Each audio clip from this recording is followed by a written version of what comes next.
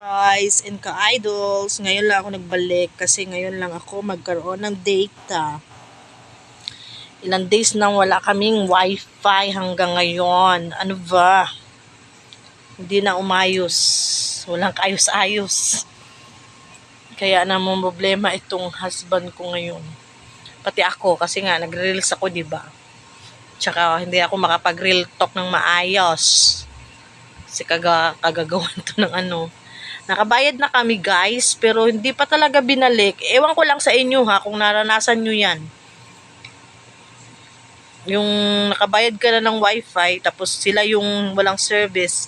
Anong ginagawa nyo guys? Sa akin kasi, pinunta na namin yung office, at saka nagsabi na kami na hindi gumana yung globe doon. Sabi nila, i-check up daw nila 1 to 3 days. Hanggang ngayon, naghihintay kami guys. Wala pa rin. Shout ako dyan sa Globe. Mayos kayo. Nagbabayad kami ng ano namin monthly. Tapos kami ngayon ang nawalan ng signal. Ano yan? Sana man lang naisip nila no, yung nagbabayad na tayo. Tapos hindi pa inaano yung inaksyonan. Ganun yun eh. Walang aksyon. Nagpunta na kami sa ano nila wala pa rin. Ang hirap kasi nito pag wala kang load, wala kang wifi sa bahay. Kasi nga meron akong mga estudyante, nag-aaral, laging nagse-search ng mga ano yan, project nila. Oh, sinong relate dito sa nararamdaman ko? 'Di ba mahirap? Wala kang wifi. Tapos binayaran mo yan monthly. Oh, ngayon tapos na kami nakabayad. Pinunta na nga namin guys, wala pa rin. Kalukuhan to. Iwan ko lang. Anong problema sa site nito? Kaya guys, kayo dyan, kaya minsan hindi ako makapag like and share or sa inyong mga walls kasi nga lalo pang dumagdag tong wala tayong signal sa wifi at wala rin tamang signal dito sa data. Kaya video na lang inano ko.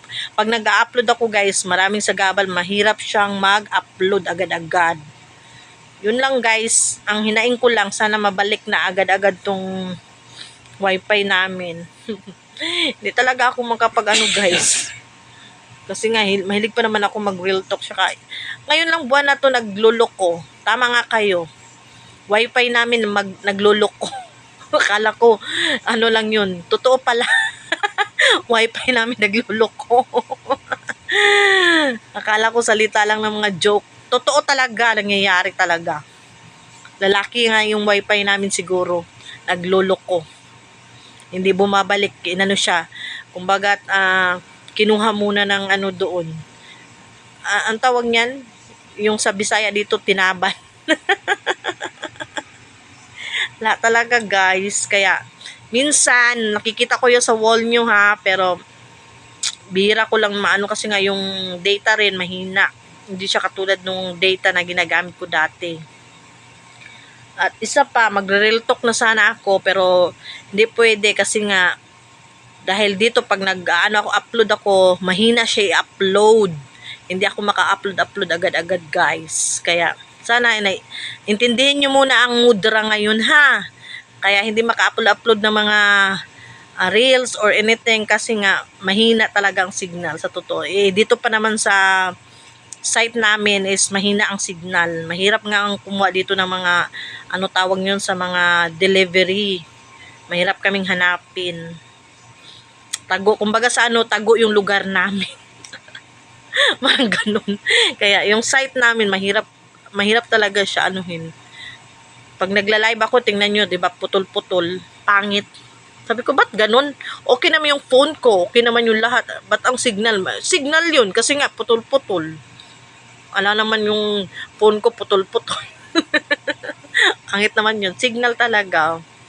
Swerte lang talaga sa magandang signal or site ang nakukuha nyo. Sa akin hindi magandang signal. Kaya minsan bihira lang ako mag-live minsan tsaka puro ako video kasi nga doon mas madali ganun.